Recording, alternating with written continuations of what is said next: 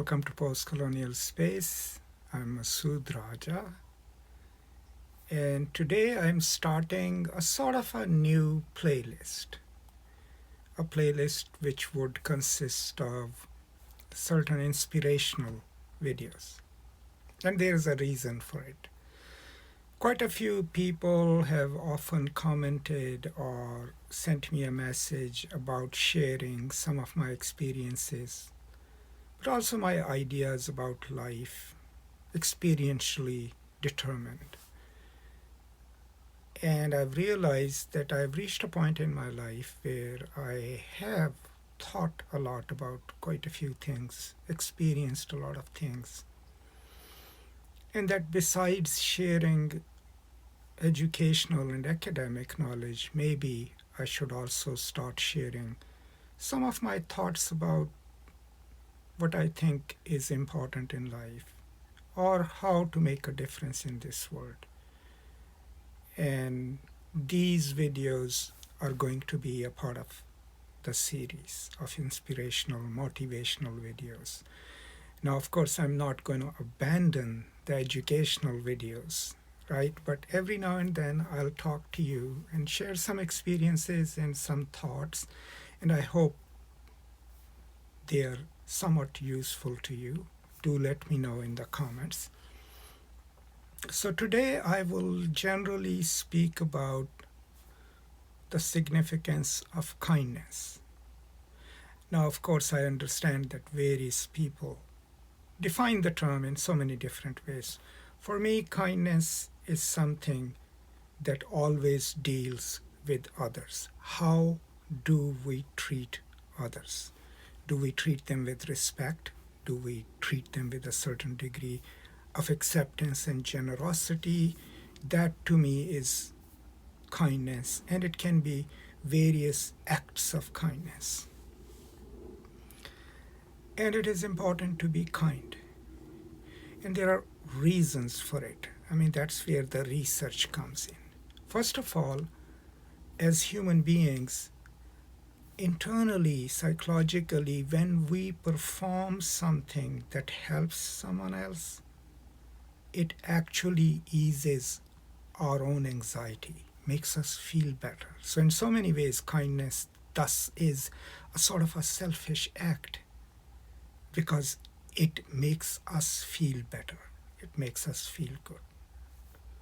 But generally speaking, if we are kind to other people, it makes their day wonderful too.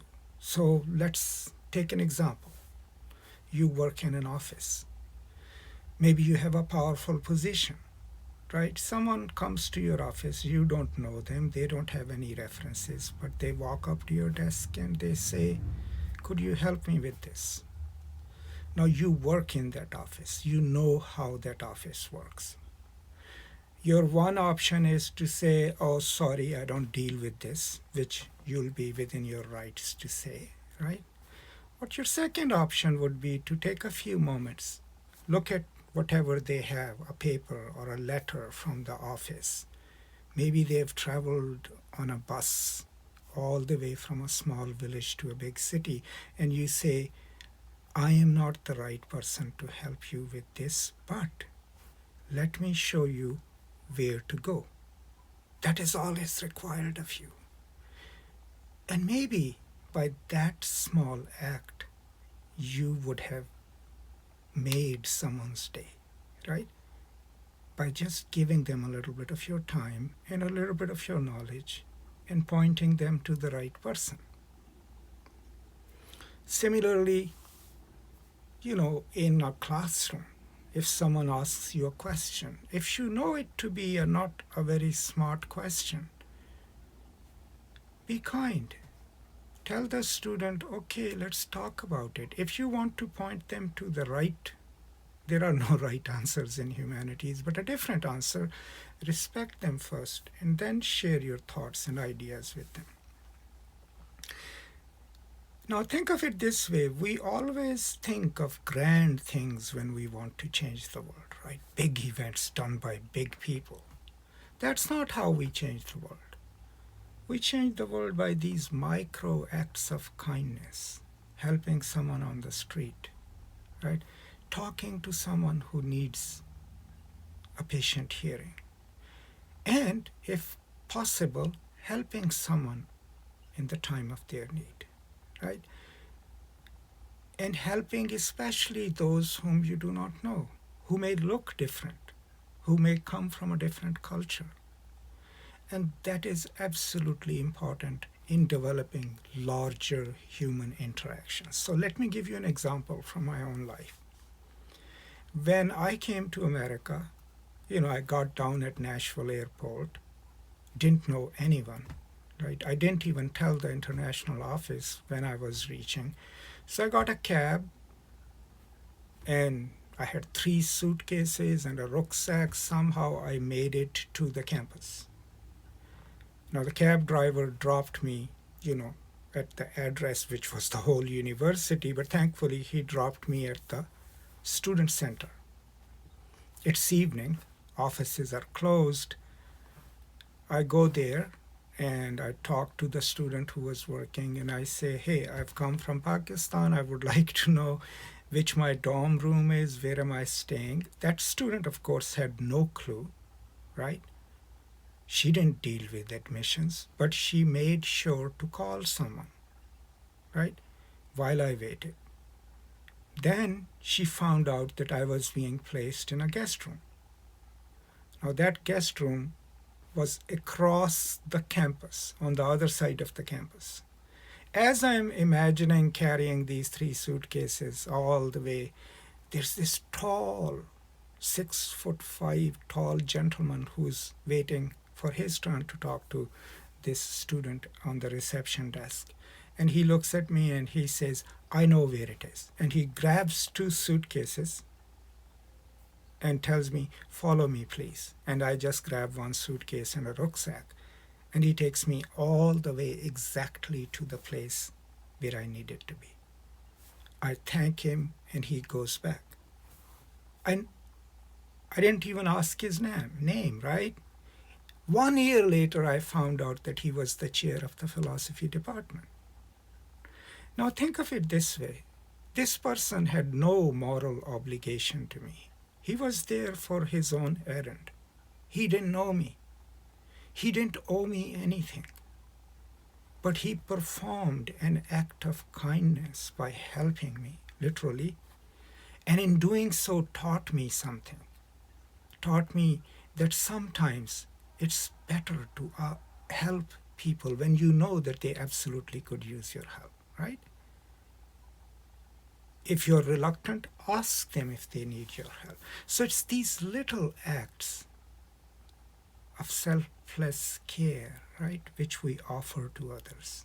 You can define them in any ways. You are a student at a university. There are students from another part of your country there. They don't know the town. They don't know the university. You could help them. You could ask them what they need, right? There are people who need food, who need a little bit of whatever you can spare. Any little act of kindness, what it does is it starts a sort of chain. It makes you feel better about yourself, but it also eases someone else's anxiety, right? Their fear, their stress. Now think of it this way. We're just talking about these acts in isolation, right? What if each one of us started doing that? If each one of us, instead of asserting, this is mine, I need to take care of myself, also started sharing a little bit of ourselves with others, if we could make a world in which we are all doing that, what kind of a world would that be? What kind of a place this planet would be? So that's why I always think of small acts of kindness. How have they helped me in my life? How have people done that and helped me? And then how I pass those on to others, right? Because then it starts a chain reaction. Yesterday I was looking at a job ad, right?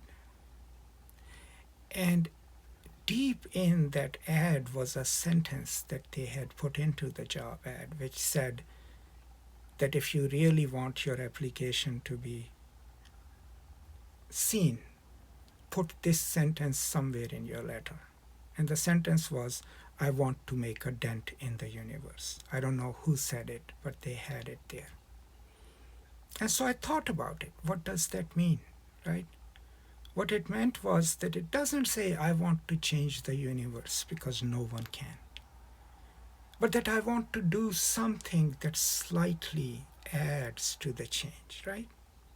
That's what small acts of kindness are. One act is not going to change the world, right? It may not have a huge impact. But if we did 1,000,000 small acts of kindness to each other, then we are talking about really making a dent in the universe, really changing this world. So think about it.